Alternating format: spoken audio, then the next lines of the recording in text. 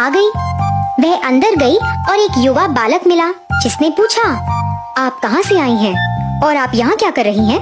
वह चकित था कि वह कितनी सुंदर है और उसने शाही कपड़े पहने हुए थे और उसके माथे पर एक सितारा भी था।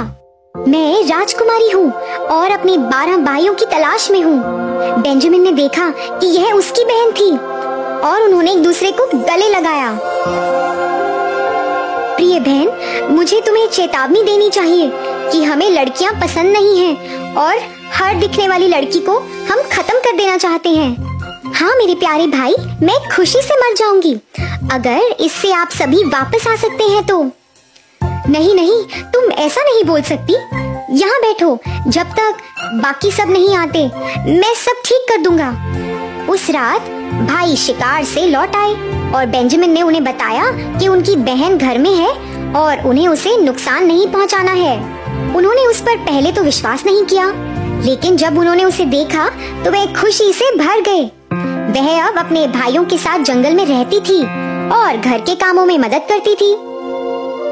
उस घर के बगल में एक छोटा सा बगीचा था और उसमें 12 जादुई फूल थे। भाइयों को खुश करने के लिए उसने उन्हें वो 12 फूल देने का सोचा। जैसे ही उसने उन्हें तोड़ा, उसके भाई 12 कौवों में बदल गए और वहाँ से उड़ गए। घर और बाग भी गायब हो गया।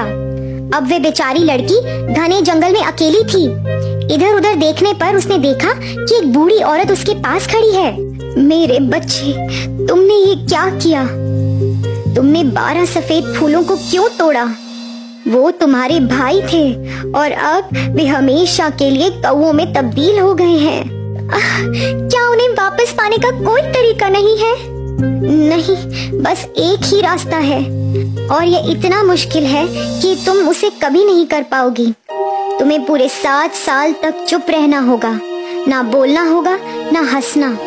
यदि तुम एक भी शब्द बोलती हो तो कुछ नहीं हो पाएगा और तुम्हारे भाइयों को उस एक शब्द की वजह से मार दिया जाएगा। मुझे यकीन है कि मैं अपने भाइयों को छुड़ा पाऊंगी। वह गई और एक लंबा पेड़ पाया और उसके शीर्ष पर चढ़ गई, जहाँ वह बिना बोले और बिना हंसे बैठी हुई थी। फिर उसने देखा कि एक राजकुमार जंगल में शिकार कर रहा है। उसके पास एक बड़ा कुत्ता था जो उस पेड़ की तरफ भागा जहाँ वो बैठी थी। वो उछला, भौंका और फिर भौंकता रहा। राजकुमार आया और उस सुंदर राजकुमारी को उसके माथे पर सुनहरे सितारे के साथ देखा और उसकी सुंदरता से इतना मंत्रमुग्ध हो गया कि वह उसे अपनी पत्नी बनाना चाहता था। उसने उसे कोई जवाब नहीं दिया, लेकिन सर हिलाया। फिर वह खुद पेड़ पर चढ़ गया और राजकुमारी को नीचे लेकर आया। उसने उसे अपने घोड़े पर बिठाया और अपने साथ घर ले गया। उनकी शादी बहुत धूमधाम और हर्षोल्लास के साथ मनाई गई, लेकिन दुल्हन ने तो ना बात की ना वह हंसी। वे कुछ वर्षों तक एक साथ वैसे ही रहे। फिर एक दिन राजकुमार की माँ ने पूछा। राजकुमार की माँ, जो एक दुष्ट महिला थी, राजकुमार के पास गई। वह राजकुमारी के बारे में राजकुमार को अपशब्द बोलने लगी। तुम ये किस भिखारी को घर ले आए हो?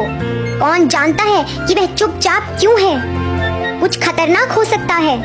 यहाँ तक कि अगर वह मुंह नहीं खोल सकती तो हंस तो सकती है। जो कोई हंसता नहीं है वह दुष्ट है। पहले तो राजकुमार इस बात पर विश्वास नहीं करना चाहता था, लेकिन बूढ़ी औरत ने इतने लंबे समय तक उस पर दुष्ट बातों का आरोप लगाया कि राजा ने आखिरकार खुद को मना लिया और उसने उसे मौत की सजा सुना दी। प्रांगण में एक महान अग्नि को जलाया गया, जहाँ उसे जलाकर वह मार देना चाहता था।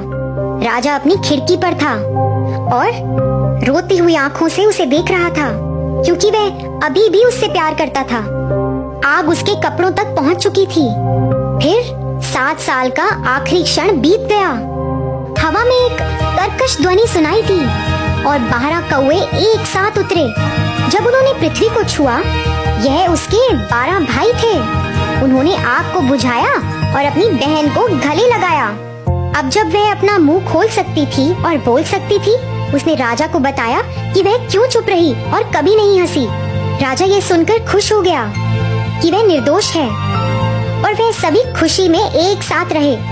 दुष्ट सौतेली माँ को अदालत के सामने लाया गया और उबलते तेल में जहरीले सांपों के साथ उसे वहाँ डाल दिया और फिर वह भस्म हो गई।